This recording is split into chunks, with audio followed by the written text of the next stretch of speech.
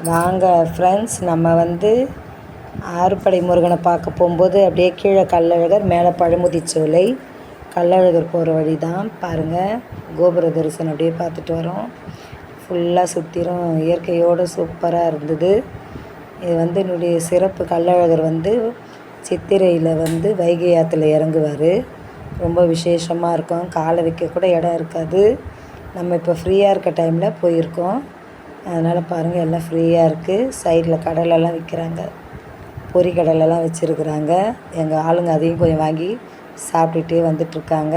கோமாதா பாருங்கள், அழகாக இருக்குது. ஒரு 3 மாடு வெளியில் இருந்துச்சு. அதெல்லாம் பார்த்துட்டு அப்படியே நம்ம சுற்றிலும் வந்து கள்ளழகரை வந்து இது பார்த்துட்டே போகிறோம். கோபுர தரிசனம் பாருங்கள். நல்லா கிளைமேட் வேறு மழை பெய்கிற மாதிரி இருந்தது.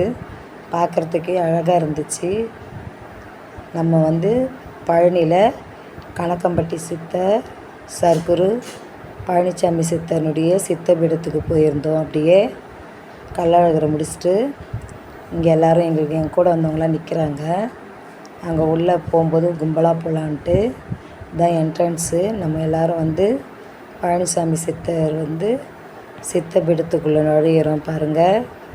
ரொம்ப அழகாக இருந்தது, அமைதியாகவும் இருந்தது, நல்ல வைப்ரேஷனாகவும் இருந்தது. பிடிச்சிருக்கும்.